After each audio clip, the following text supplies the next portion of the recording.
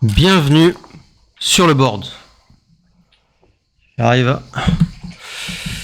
On prend peu après son début le match opposant Olivier Deculto, Olivier Deculto, membre de l'équipe de France, bien connu de nos services, un copain, à Wilcox Snellings, une véritable légende du backgammon, un des tout meilleurs joueurs du monde, un des tout meilleurs joueurs du monde sur la durée en plus. Il était déjà très très fort il y a 20 ans, il est devenu encore plus fort, il joue probablement en dessous de 3. C'était assez mal engagé pour Olivier, il va être mené 6-0, assez probablement. Mais bon, c'est un long match, je crois que c'est un match en 17 encore, même si on voit pas le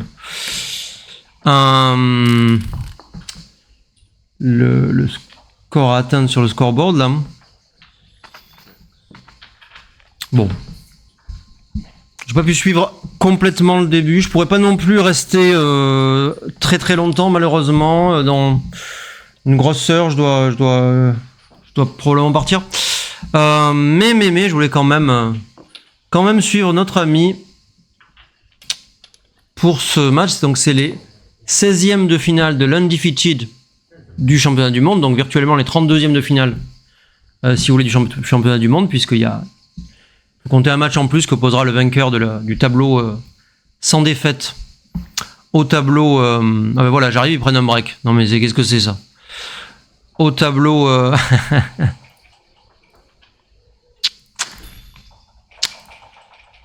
Je vais vous montrer le tableau du coup. Au tableau, disais-je, de repêchage, le second chance. Et alors voilà, on a actuellement, ça c'est donc donc c'est toujours en 17, donc c'est les 16e de finale du tableau main bracket, donc le tableau The Undefeated. Et comment dirais-je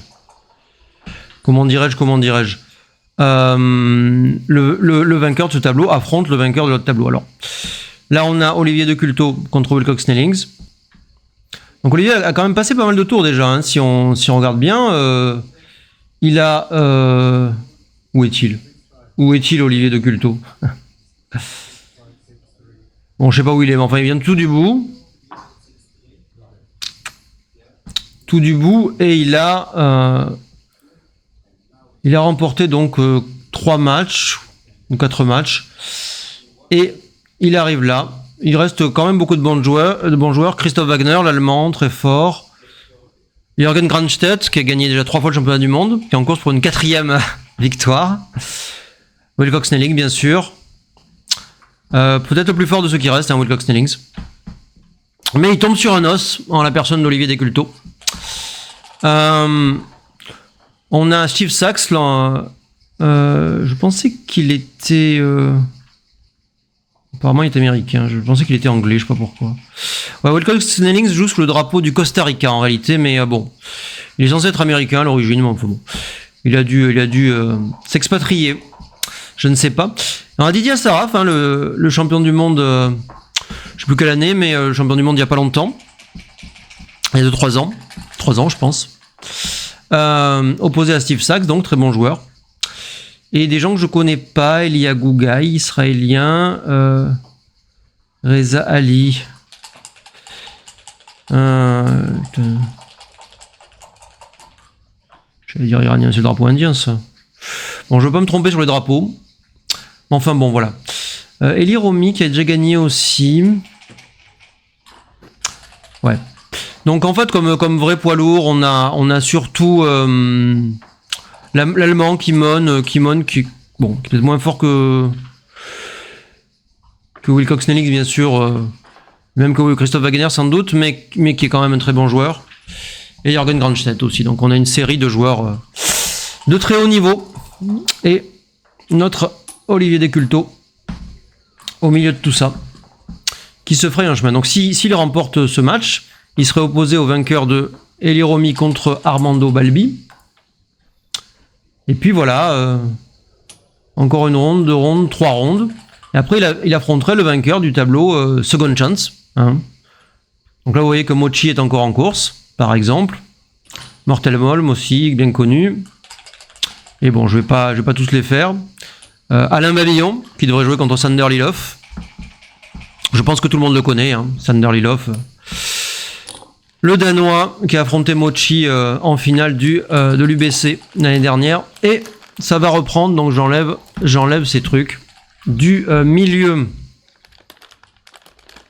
Voilà.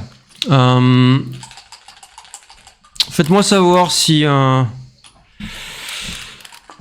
son est bon, si vous avez des questions, enfin tout ce genre de trucs. Ça va reprendre 6-0 donc pour l'Américain qui joue donc le coup le plus conservateur, mais c'est le coup recommandé quand on est en avance. Et il montre ainsi un certain respect pour Olivier, qui est un joueur respecté du circuit, hein, c'est pas du tout un inconnu. Et donc Snellings sait qu'il ne peut pas, qu'il n'est pas forcément avisé, même s'il est sans doute meilleur qu'Olivier, de compliquer pour le plaisir de compliquer, alors que le coup technique est bien de courir à ce score. Je pense pas qu'il faille frapper, il faut quasiment toujours faire le point 5 à mon avis dans ce genre de truc. Très bien joué de la part d'Olivier. 6 et 3, on ferme et on ferme. Automatique. Double 4. Alors double 4, il va faire le point 9, c'est sûr. Et je pense qu'il va courir du 24. Il est maintenant en avance à la course, très certainement. Même si j'ai rien compté, j'en suis à peu près sûr. Ouais, bien joué. Coup naturel. Naturel et fort. 5 et As, ok. On pourrait réfléchir une seconde au slot, mais je pense que c'est pas nécessaire. Il a bien joué. Ça m'étonnerait que ce soit un double. Je crois pas qu'il soit assez en avance pour ça. Et il a encore beaucoup de choses à accomplir, disons. Il doit sortir ce pion, il doit mettre ses trucs à l'abri. Le 4, c'est pas évident. Il peut venir au point 10, tout simplement. Il aura le mérite de donner quelques retours de shot s'il n'est pas frappé. C'est pas très satisfaisant. On a presque envie de jouer le 2 là et le 4 dans le trou pour faire joli. Mais ça a beau faire joli, je suis pas sûr que ça soit particulièrement efficace. C'est un coup difficile. C'est un coup difficile. Il peut aussi tout simplement cacher le blot du point 11, mais ça n'a pas l'air très efficace. Je crois que je joue au point 10. Je joue au point 10, même si le 6 est un peu grave. D'abord, c'est dupliqué avec 6-5, 6-4, etc. Et puis, si ça passe, on a beaucoup de chance de faire le point 7 ou le point 10 lui-même.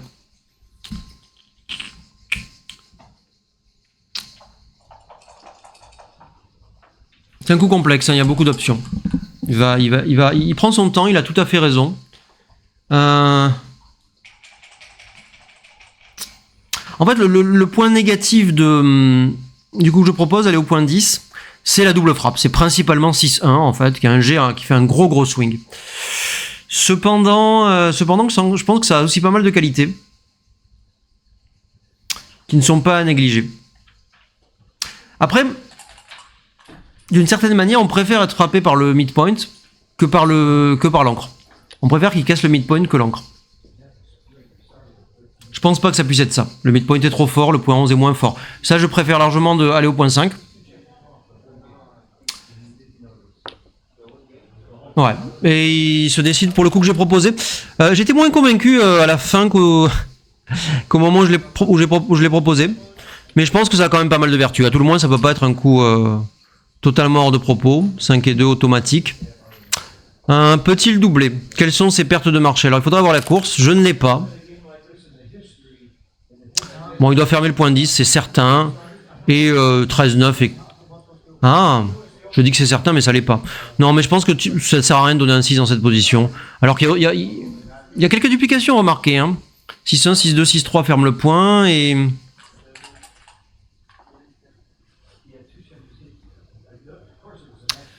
Disons que j'ai l'impression que faire le point 10 c'est déjà très fort en fait, sans concéder ce 6 très fort. Et en fait, selon ce que tire le méchant, 5 et 4, il va attaquer. Là, ça dépend un peu de la course. Je pourrais la compter en direct, mais ça va être un peu long. 70, 120... 100... Ouais. Disons que probablement il n'est pas assez en avance pour envoyer tant que... Alors là, il va frapper. Et quand il frappe, il donne pas mal de volatilité. Donc on envisagera très sérieusement un vidéo de la barre. Surtout étant monnaie 6-0. Parce que le 3 est un cacheur assez important. Olivier prend son temps, il a raison. Encore une fois, j'ai pas la course, mais je crois qu'à ce score, et compte tenu de la rigidité de la position adverse, ça peut pas être une trop mauvaise idée d'envoyer. Ok, il choisit de pas envoyer, je trouve ça conservateur. Je trouve ça trop conservateur. En étant mené au score. Encore une fois, j'ai pas la course, hein, et j'ai tout à fait la flemme de la compter. 4 et 3, il va frapper. Il va frapper une fois de plus. Il n'y a pas le choix. Fais pas semblant de réfléchir, Wilcox. Non, il n'y a aucun autre coup que la frappe. Ouais. Et là, Olivier a doublé. Est-ce que c'est pas trop tard? Eh oui. Passe immédiat. Passe immédiat. Bon, évidemment, double 3 était un gros joker, hein, mais... je trouve que c'est une de ces situations où les trois étaient des cacheurs assez clairs, à mon avis. Hein. Et ben quand il fait pas le 3, il est pas non plus très mal. Hein.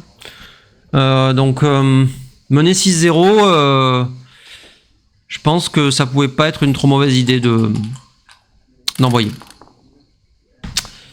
Mais qui suis-je? Je ne suis pas au championnat du monde.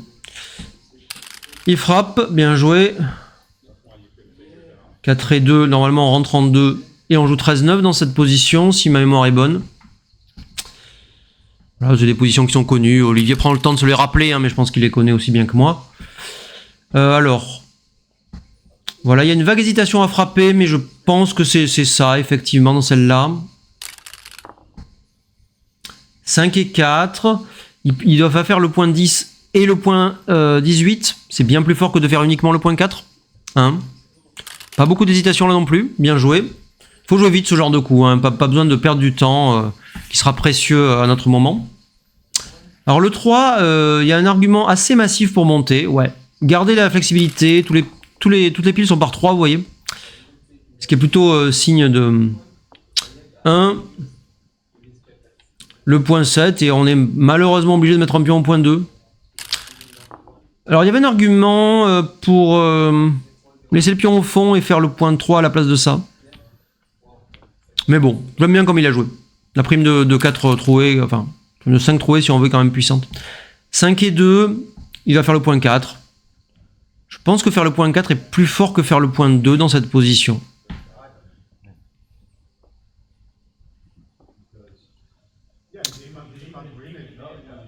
Encore une fois, il faudra avoir la course. Hein. J'ai vraiment la flemme. J'ai vraiment la flemme. J'ai vraiment la flemme, mais je pense pas qu'il puisse être massivement en avance. Ok. Je ne sais pas. Il a peut-être raison. Hein. C'est pas une décision évidente. Double 2, extraordinaire. Il va faire ça et le point 5.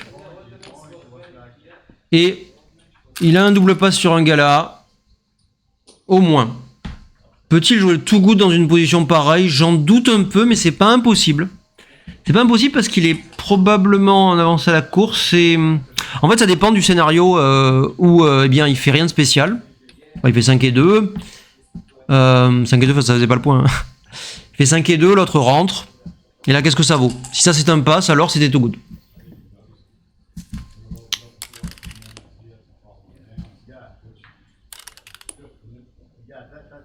Si c'est 4, il faut faire le point 2 en retard comme ça. C'est un coup acceptable de descendre les deux. Du moment qu'on joue pas le coup ultra conservateur de courir en étant en avance, je n'ai rien contre. Snellings qui déroule. L'encre au point 20, à mon avis, c'est très clair dans cette situation. C'est très clair à 0-0. Ça l'est un tout petit peu moins à cause du score. On a envie de jouer des trucs violents. Mais je pense quand même que le point 20 est plus fort que la frappe. pour plein de raisons, mais la principale est tout simplement stratégique. Hein. Le point 20 c'est très fort. Il y a un argument de duplication aussi parce que les 4 sont dupliqués. Bien joué Olivier, bien joué Olivier. Faut pas se laisser non plus entraîner à des coups trop agressifs. Il n'est pas du tout forcé de faire un bon tirage, après tout il a un peu tout qui traîne dans cette position. Double 2, excellent, il va faire le point 4 et le point 18 en frappant. Voilà. Selon la réponse, on peut envisager un double s'il y a Gala par exemple. Enfin, on peut envisager un double que s'il y a Gala, hein, soyons clairs. Il va rentrer avec le 2, je doute qu'il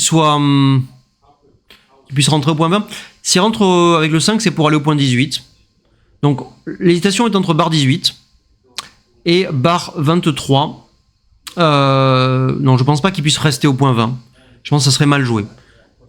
Si je joue ça, c'est pour jouer le 2 au point 18. Je ne crois pas que ça puisse être meilleur. Non. Tout Snellings qu'il est, c'est un joueur plus fort que moi, j'en suis persuadé, mais je pense pas que ça puisse être bien joué. Ça laisse beaucoup trop de bon jets, gratuitement. En plus, à un score où on n'est pas censé faire ça. On préférerait de frapper au point 18 à choisir. La duplication apporte pas grand chose. Hein. Là, on va tout le temps être à la barre et ce pion restera en prise. Donc c'est juste mal joué. C'est juste mal joué.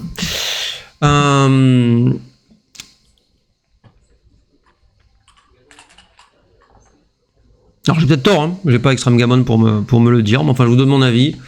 Je prends le risque d'avoir tort. Excellent cube évidemment d'Olivier. Alors Snellings s'est un peu mis dans l'embarras avec son coup. C'est quand même difficile à passer, hein, globalement. C'est quand même difficile à passer. Olivier était obligé d'envoyer parce qu'il a un grand nombre de cacheurs. Hein. Il y a quelque chose comme 9G qui font le point double 4, double 3, 4, 3, 3, 1, tout ça. Qui font le point 5 sur la tête. Hein. Plus quelques autres trucs qui frappent et si l'adversaire rentre mal. Imaginez que je fais simplement 2 et 1. Alors 2 et 1, il y a une petite hésitation. Bon, mettons 5 et 1, je frappe. Et l'adversaire fait Gala. Bon. Snellings... Ouais, j'aime pas du tout le coup qu'il a joué. Je trouve que c'est donner de la volatilité pour rien. Donner un double très efficace à Olivier. Bon. Maintenant, je suis pas persuadé qu'ils doivent passer pour autant. Hein. Je pense que la position est... Bah, quand il tire pas un de ces jokers, il y a quand même beaucoup de jeux hein, pour les blancs. Il y a il y a des contre-jeux dans la mesure où il y a le point 18 à libérer. Ouais. Take de Snellings. Je pense que c'est bien joué. Alors là, il y a beaucoup de coups. Il y a une double frappe qui est possible. Il y a une simple frappe. Et faire quelque chose comme le point 14, je pense que la double frappe est très forte. Hein, soyons clairs. La double frappe m'a l'air d'être tout à fait indiquée. Il y aura beaucoup de gammon. En plus, on est mené au score. Hein, bon. Mais même si on n'était pas mené au score, ça serait le coup, à mon avis. Bien joué. Snellings qui rentre, qui fait demi-gala. C'est bon pour Olivier. 5 et 2, ça fait le point 3 sur la tête. Excellent. Il n'y a pas lieu de réfléchir. Hein. Il n'y a aucun autre coup. Et le double 5, le joker de Snellings, qui se sort d'une situation... Qu'est-ce que c'est que ce point As? Peut-être. Peut-être. C'est pas idiot parce que tactiquement, les deux pions, les deux blocs bleus là vont rester en prise assez souvent. Mais stratégiquement, à long terme, on va dire, ça c'est plus désirable. Hein. Le point As, c'est bon pendant un demi-coup. Mais ça va peut-être pas l'être à long terme. Personnellement, je jouerais plutôt ça, mais il n'est pas impossible que le point As soit meilleur. J'avoue mon incompétence. Je ne sais pas. 3 et As, on fait le point 14. Trivial.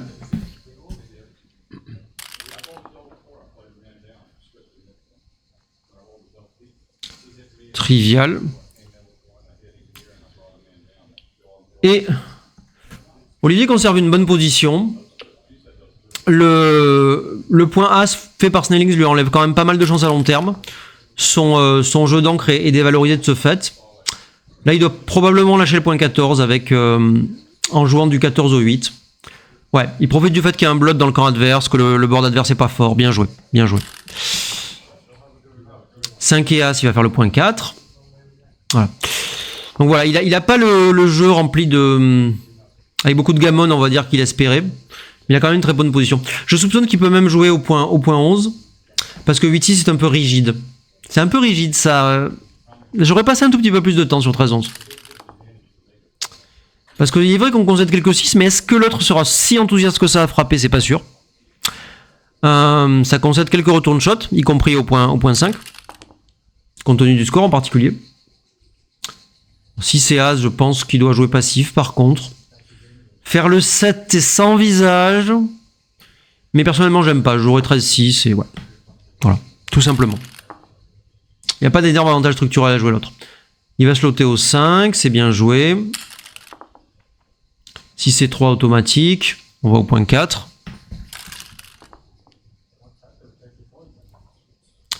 Et on construit son board, ok, bon, peu importe.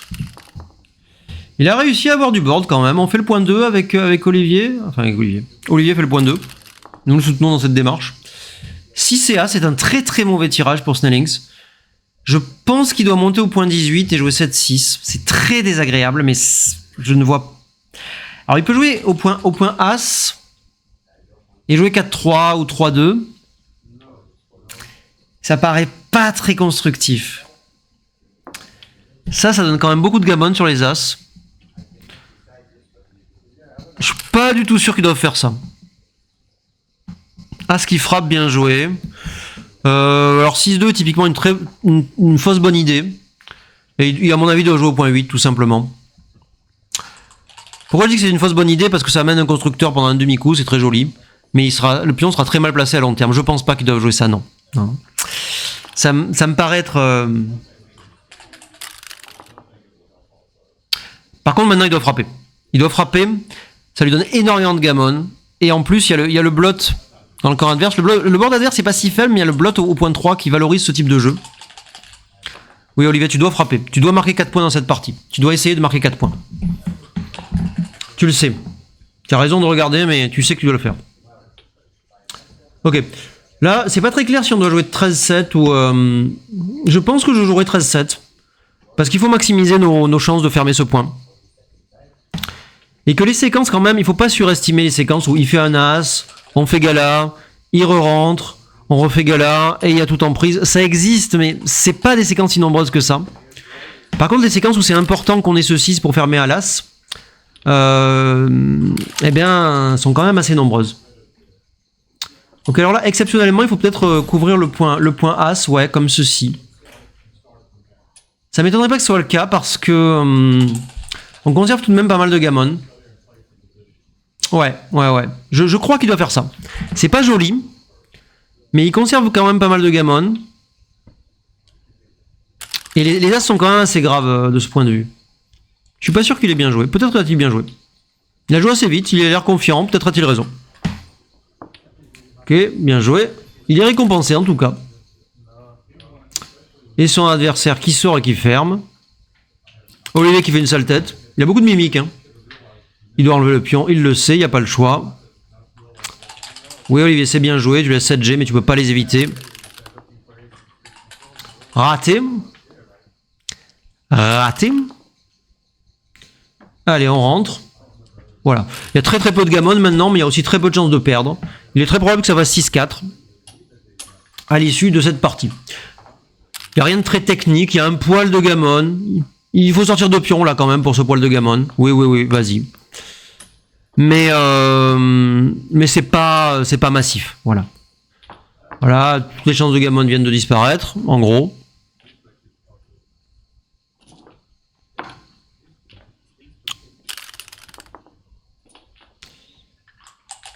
Ouais, on sort de pion parce que c'est ça qui est le plus sûr. Ouais, bon. Il veut garder 6 pions plutôt que 7. Je suis pas sûr que ça fasse une énorme différence, personnellement. Mais bon. Snellings réfléchit, bon. Ça m'étonnerait qu'il y ait beaucoup d'écart entre les différents jeux, hein, pour être tout à fait honnête. La question c'est est-ce qu'on joue la course dans la mesure où, comme ceci, dans la mesure où il n'est pas impossible de la gagner avec un double 6 prochain. C'est la raison pour laquelle j'aurais préféré le coup précédent qu'Olivier sorte de pion en fait. Ouais. Ok. Bon, c'est encore lointain de gagner la course, mais ça existe. Hein. Il ne faut pas négliger ce type de chance. Et Snellings a intelligemment maximisé ses chances avec ses chances à la course avec ce 5-3. J'aime bien le coup qui a été joué.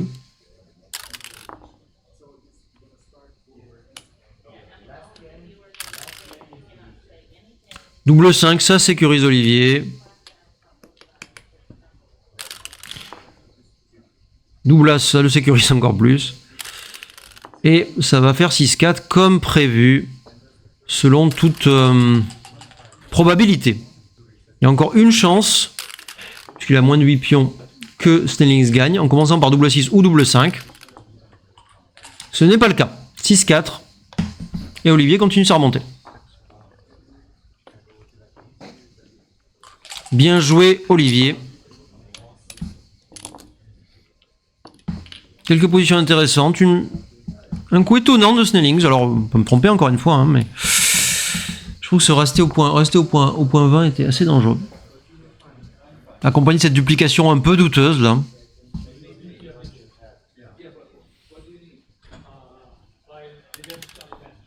Voilà, si vous êtes là, dites-moi ce que vous en pensez de tout ça. 6C2. Ouverture classique. 3 As, on fait le point 5. C'est bien plus fort que de frapper. 3 As, on fait le point 5. C'est bien plus fort que quoi que ce soit d'autre. Double 3. On fait le point 7 sur la tête. C'est beaucoup plus fort que tout le reste, à mon avis. Cette prime de 4 est quand même... la prime naturelle, hein, est quand même très forte. Faut pas aller inventer autre chose. Le score est presque égal, il n'y a pas de... Non. C'est moins fort, ça tu donnes des 6 pour pas grand chose. Non, faut jouer standard, bien joué. Il n'y a pas de honte à se poser la question, hein, bien sûr. Mais il faut jouer standard. 2 et 6, c'est un tirage discutable. Alors, a-t-on un double? Bon, c'est un énorme take si on double en tout cas. C'est déjà assez proche d'un take avec le...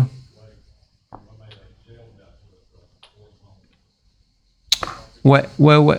Je pense qu'il doit attaquer à l'as, effectivement, et les deux restants. Je pense qu'il doit attaquer à l'as. Parce que c'est plus cohérent. C'est plus cohérent et sur une rentrée avec un seul des deux pions, il aura sans doute un vidéo assez puissant qui sera peut-être un take, hein, sachant que l'adversaire a fait le point 5, mais qui sera quand même puissant.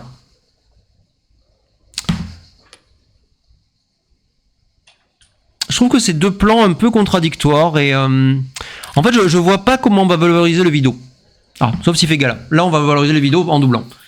Mais disons que je trouve que l'envoi du vidéo avait plus de poids dans l'autre scénario. Je peux avoir tort. Passe immédiat de Snellings. Alors évidemment, il y a les scénarios extrêmes. Les scénarios extrêmes, c'est s'il tire double 4, double 3 ou 4 et 3. Et où là, on regrette vraiment d'avoir fait les deux portes en AC2. Je regarderai, c'était pas un coup si évident. Je me serais orienté vers l'autre d'une manière générale, mais ça me paraît pas si clair. Et le fait qu'il y ait un vidéo passe sur les galas. 5 et 4 d'Olivier. 6 et As, on fait le point 7, bien joué. 4 et 5, c'est l'encre. Je sais pas à quoi il réfléchit.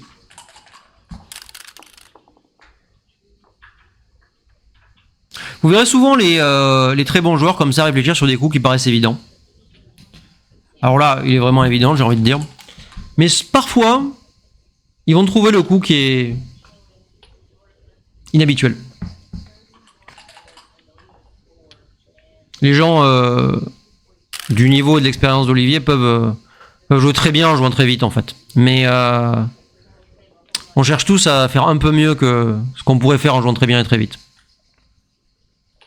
Enfin, on pourrait jouer raisonnablement bien en jouant très vite. Très bien, c'est peut-être un peu exagéré comme... Ok, il a un double 6 difficile de nouveau. Le point 2 paraît très clair, mais je pense que ça doit s'accompagner du point 14 dans cette position. Je vois pas le point 7 aller avec une course. Aller avec un blitz, je veux dire. Et disons qu'on... Quand on voit le point 2, on abandonne quand même assez largement le plan de faire la prime. Et par conséquent, il nous reste deux plans, il nous reste la course. Le coup de course, c'est d'aller au point 14. Et il nous reste le blitz. Alors il est vrai que 13-7 amène des constructeurs. Là c'est un coup de blitz mais qui me paraît... peut-être, hein, peut-être. Peut-être.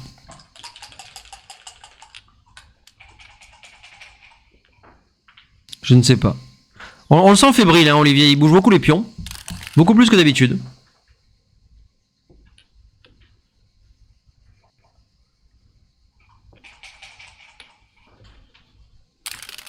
Alors Wilcox et Snellings, je le vois, je jetais quelques regards à Olivier, un peu interrogateur, machin. Alors si un joueur, et particulièrement un bon joueur, vous fait ça, souvent c'est une petite astuce pour intimider son adversaire. Hein. Snellings sait qu'il est très respecté. Voilà, donc faut pas se laisser impressionner. Bon, mais je pense pas qu'Olivier se laisse impressionner par ce genre de choses. C'est pas parce que votre adversaire vous regarde bizarrement que vous avez fait une erreur. Pas du tout, du tout, du tout. Déjà, c'est pas parce que votre adversaire est plus fort que vous qu'il a raison. Premier élément.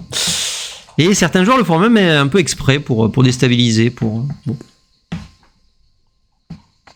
Quelque chose qui est à moitié correct, mais c'est évidemment dur à interdire. Hein.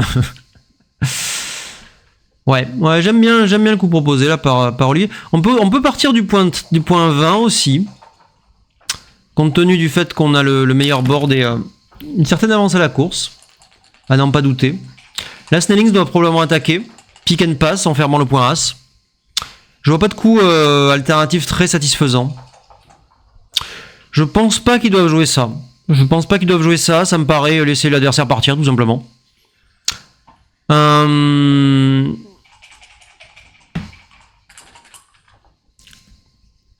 Et le contre-jeu qu'on développe en frappant et en fermant le point As me paraît pas ridicule. Hein. Ouais, je pense qu'il doit jouer ça. Hein. Même si c'est pas génial, hein, il a un blitz avec les points 7 et 8, un pion qui traîne au point 4 et c'est grave de se faire frapper, je comprends qu'on réfléchisse à ça. Mais il y a aussi quelques mauvais. Olivier peut tirer 2 et 6. Même des choses comme 4 et 3 seront pas très agréables à jouer, même si ça frappe. Et il doit jouer ça. Il doit jouer ça, à mon avis. C'est le gros qui cherche du contre-jeu. Je pense pas que se focaliser sur le long terme comme ça soit une bonne idée dans une position qu'on peut avoir perdue dans 3 coups. Pour dire les choses assez brutalement. Ouais, intéressant. J'aime pas, mais il a peut-être raison. Ok, on court au point 14, il n'y a pas d'autre coup. Non, il n'y a pas d'autre coup, il n'y a pas d'autre as, Olivier. Pousse-moi ce pion au point 14. Très bien. 2 et 3, il frappe. Il n'y a pas d'autre coup. Et il va descendre au point 10. Alors évidemment, il y a la duplication des as qui le fait hésiter, mais il n'y a pas d'autre 3. Il est quand même assez constructif. Dans la mesure où il pointe vers le point 5. As et 2. Il frappe et il va au point 22. Très bien joué. Double 5. Joker de Snellings, il va faire le point 10. J'en suis à peu près sûr. Et avec le dernier, eh bien, peut-être jouer au point As. Ouais, c'est pas joli, mais c'est moins embêtant que les autres. C'est le coup par défaut. Et souvent, les coups par défaut, eh bien, sont des coups jouables. Et ça frappe, bien joué. Ma foi, enfin, bien tiré. Bien joué. Alors là, on compte la course, et selon la course, on envoie sérieusement. C'est quoi, 63, 77, 77, 107. Ah, qu'est-ce que j'ai la flemme. 107, et lui il a quoi, 60, 64, 65. 72. 130. 133. On a 30 points d'avance. Faut envoyer. Ouais, bien joué. Une trentaine de points d'avance pour Olivier. Decule-toi à mon compte qui est vraiment approximative. J'ai compté vraiment de manière tout à fait rapide et désordonnée. Mais quand même, il a l'air d'avoir beaucoup d'avance. C'est des positions qui sont difficiles à passer, hein, parce qu'on va avoir plusieurs fois des frappes indirectes à l'extérieur. Le score a peu d'influence dans la mesure où il est très proche, tout simplement. Hein. C'est le genre de score, ça peut avoir une influence sur un vidéo A4 avec du gammon, mais sur un vidéo A2, c'est moins 11, moins 12. Voilà. 30 points d'avance, c'est beaucoup. Mais je pense que ça doit être un take quand même. À cause de la multiplicité des indirects qu'on va avoir. Du fait qu'il y a un peu de gaspillage et donc d'inflexibilité du côté d'Olivier. Ouais, take de Snellings, c'est à mon avis la bonne décision. Et le gammon qui peut exister après 4-2 ou double 4 ou je sais pas quoi, bon, est quand même assez faible. Vous voyez, il est tout de suite obligé de laisser ça indirect. Et mine de rien, alors il peut venir au point 11, mais il y a moins de frappe ici probablement. Il va laisser 6-4, double 5, 6-3 et 5-4. Donc ça fait 7G quand même. Qu'est-ce que je raconte? Ça fait... J'ai dit quoi? Ouais, c'est ça, 7G. 7G, j'en aurais pas oublié un peu? Non. Faut-il frapper? Je pense pas qu'il faille frapper. Je ne comprends pas le coup. Je ne comprends pas le coup. Son raisonnement, je pense, c'est qu'il essaie de toute façon 7G. Alors autant frapper... Et il en laisse, c'est là, combien? 13, donc 6 de plus. Autant frapper et obtenir du gammon. Mais la vérité, c'est qu'il n'obtient pas beaucoup de gammon avec cette frappe. Si l'adversaire frappe, c'est une catastrophe. Surtout avec des trucs comme ça. S'il rentre en 3, il est mieux placé qu'en 4. Ouais, avec le retard à la course, il est quand même trop mal pour doubler. Et il va frapper. Scénario catastrophe pour Olivier. J'aime pas du tout la frappe qui a été jouée au point 4. Là, Snellings va probablement envoyer. Ça peut pas être too good, un truc pareil. Il a oublié d'appuyer sur la pendule, mais n'empêche qu'il a doublé. Je vois pas un take dans cette position. Hein. Ouais.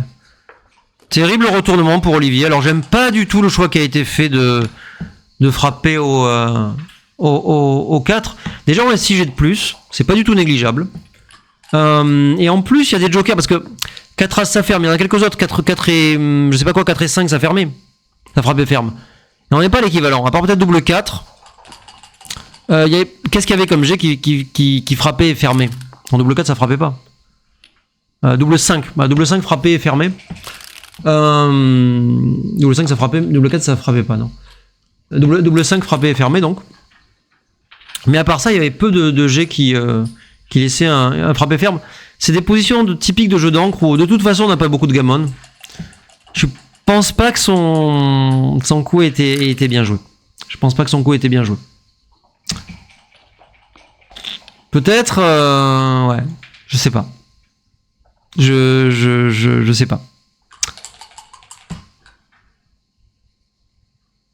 Je trouve que ça laisse trop de bonnes séquences dans cette position. C'est le genre de moment où on se laisse, comment dire, c'est facile de faire un raisonnement un peu, je laisse 7G, donc de toute façon, donc c'est quand même pas mal, en laisser 13, c'est à peine plus, d'abord c'est pas vrai, 6 c'est beaucoup. Hein. Après les G qui frappent directement sont plus graves parce qu'ils viennent avec notre dé en général. On oublie qu'il y avait quand même les deux blots sur les 7 frappes indirectes. Au moins sur 6 d'entre elles. Donc voilà, je suis pas partisan du coup qui a été joué. Ok. Cela dit, rien n'est fini. Il n'était pas non plus obligé de tirer 4 As, suivi de Gala, suivi de la frappe, suivi de Regala. Hein. Mais, comment dirais-je? Bon, 8-5, moins 9, moins 12. Ça laisse encore pas mal de marge. Ok, concentrons-nous sur la position actuelle. 2 et As, je pense qu'il doit faire l'encre. Remarque, peut-être faut frapper. Oui, pourquoi pas. Je dis ça un peu rapidement.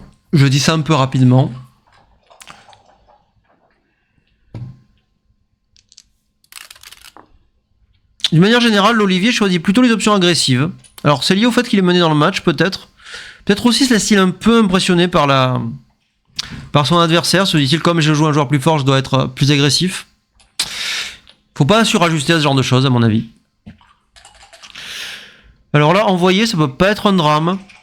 Même si on est sans doute en retard à la course. Je doute que ça soit une trop mauvaise idée.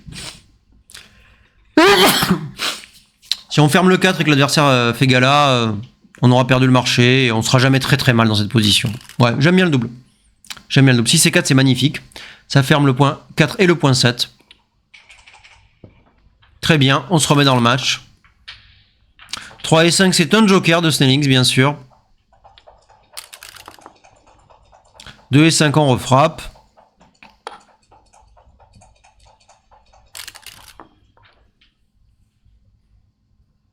Gala et Olivier. Alors le 5, il faut fermer. Je pense qu'on fait le point 20. Ça coûte pas grand chose. Alors là, les double 3 et les double As, c'est quand même pas sans importance. Alors là, on a tendance à sous-estimer un peu l'espérance de gain Snellings. Il y a quand même 8 pions derrière. Hein. Je pense qu'il doit courir avec le pion du point 23. 23-14 est le coup thématique dans ce genre de position. Il faut activer ses pions, en fait. Pas avoir peur de les laisser en prise. Et venir pointer vers le point 9.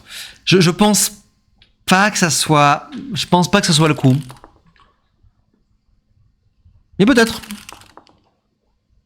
Double 6, ça fait les 2 points. Il pouvait aussi faire le point 2, hein. En faisant 1, 2, 3, 4. C'était pas idiot du tout. Non, Olivier, regarde tes options. Reviens en arrière, regarde tes options. Tu pouvais faire le point 2 directement. Non, mais non, ça peut pas être ça. Ça peut pas être ça alors que tu peux faire le point 2. Si tu vois que tu peux faire le point 2... Ouais. Ça, c'est une option. Et l'autre option, c'est de faire le point 2. Ouais. Oui, c'est ça la position initiale. Tu peux faire le point 2. Tu viens de t'en rendre compte? Non. Ah, tu viens de t'en rendre compte que tu peux faire le point 2. Ouais. Je recommande, alors Olivier est un joueur très expérimenté, donc il fait un peu ce qu'il veut, mais pour vous qui peut-être l'êtes moins, qui certainement l'êtes moins d'ailleurs, même moi je le suis moins, je recommanderais de réfléchir et considérer vos options avant d'avoir déplacé le premier pion. C'est facile de se dire, bon alors ça c'est forcé, et d'oublier qu'on a une option. Là il a failli ne pas voir en fait. Il a failli ne pas voir qu'il pouvait faire le point 2 parce qu'il a joué très vite 13-7. C'est une erreur que même des joueurs très très forts peuvent faire. Ouais, c'est allé, j'aime bien. Très bien joué. Ok. 2 et As. Je dois m'absenter une seconde, je coupe le son.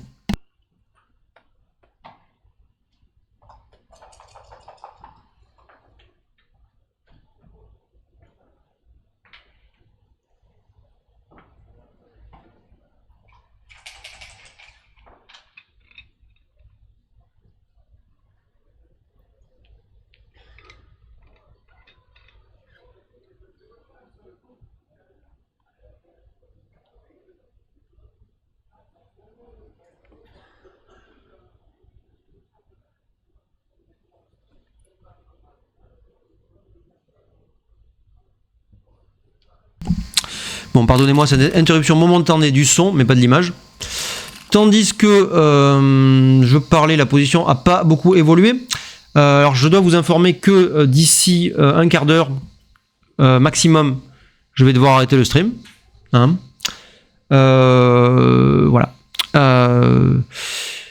Quoi qu'il se passe, je souhaite le meilleur à Olivier. J'espère qu'il va gagner ce match. Hein. S'il peut marquer 4 points là, oui. Ah non, j'ai cru que c'est double 3. J'ai hurlé de joie en voyant double 3, mais c'est 5 et 3. S'il peut marquer 4 points dans cette position, ce qui est quand même très, très probable, hein. S'il peut marquer 4 points dans cette position, eh bien, il sera en tête. C'est des positions qui sont plus difficiles qu'il ne paraît, parce qu'on doit à la fois amener des pions en attaque, en même temps faire attention aux mauvais, comme les double 4, les double 5 éventuels. 5 et 3. Probablement amener un pion là, ouais. Parce qu'en double 3 est pas un problème, double 4 ça passe, donc AC2. L'adversaire frappe automatiquement. Ouais, on frappe quand même au point 21. Hein. Je pense que pas que ça soit bien joué de frapper. Non. Je crois pas que ça soit bien joué. J'ai peut-être tort, je sais pas. Mais bon, en tout cas ça passe.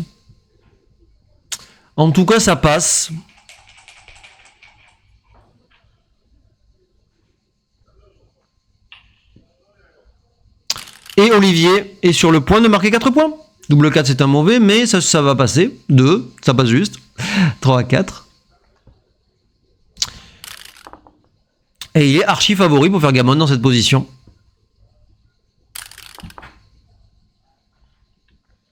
Ok, il est impair. Un gala. Allez, pas de bêtises Olivier. Très bien, c'est pas une bêtise. Double 6. Double 6, ça va lui donner un peu d'espoir de sauver le gammon. Il a combien?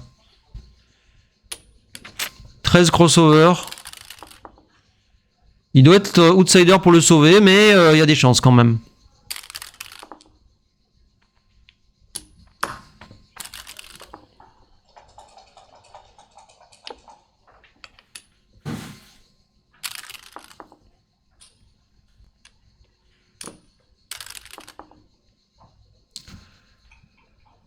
Ah là là.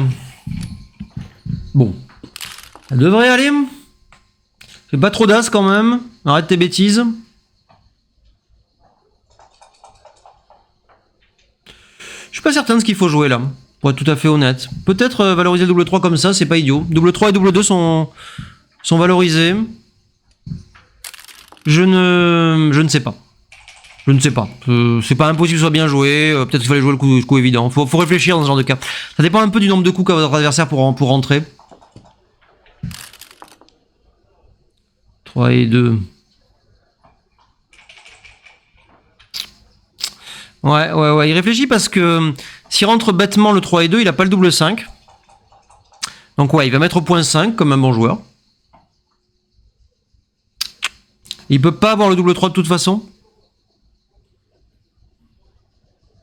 Ouais, je pense qu'il a bien joué.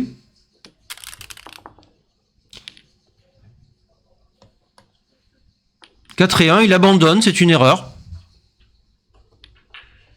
Qu'est-ce que c'est que cet abandon? Il abandonne alors qu'Olivier pouvait tirer 2 et As. C'est vraiment n'importe quoi. Et il demande un break. Alors voilà, j'étais prêt à suivre la prochaine partie, mais je vais pas le faire. Je dois partir dans pas longtemps. Donc s'il faut un break, c'est vraiment le moment. Je comprends pas qu'un joueur de ce niveau abandonne gammon alors que l'adversaire peut tirer 2 et 1. Enfin, c'est vraiment... C'est vraiment un abandon absurde. Bon, mais bon, écoute, Olivier n'a pas de raison de ne pas accepter l'abandon. Hein. C'est une erreur comme une autre. Comment dirais-je? Il mène maintenant 9 à 8 dans ce match en 17. Moins 8, moins 9. Bon, c'est une avance, je sais plus combien, ça doit être 57% ou un truc comme ça. Donc il est légèrement favori. Peut-être un tout petit peu moins que 57 dans la mesure où Snellings est un peu plus fort. Enfin, il est supposé être un peu plus fort, mais je l'ai vu faire quelques coups étonnants, cet abandon. Et bon, je pense quand même qu'il est plus fort qu'Olivier, mais bon, Olivier joue en confiance. Il joue très agressif. C'est mieux ça que le contraire, hein, d'une manière générale. Et en tout cas, je lui souhaite vraiment le meilleur pour cette ronde et les suivantes. Je lui souhaite d'aller très loin et si possible de ramener le titre. C'est mon partenaire de double pour le championnat du monde de double à Aachen et j'aimerais bien qu'il soit champion du monde quand on commencera la compétition. Voilà. Pour ce qui nous concerne, je vais m'arrêter là donc. Je vous remercie pour ceux qui m'ont suivi. Ça fait pas beaucoup de gens. Mais bon, il y a... Le stream n'était pas annoncé, il y a le stream en direct qui réunit pas mal de gens, il y a les Jeux Olympiques, il y a tout ce que vous voulez. Donc, exceptionnellement, je vous pardonne. Et voilà, merci aussi à ceux qui me suivront en différé. Ça fait plus de gens déjà. Et voilà, je vous dis à la prochaine. Et surtout, ne faites pas trop de blunders.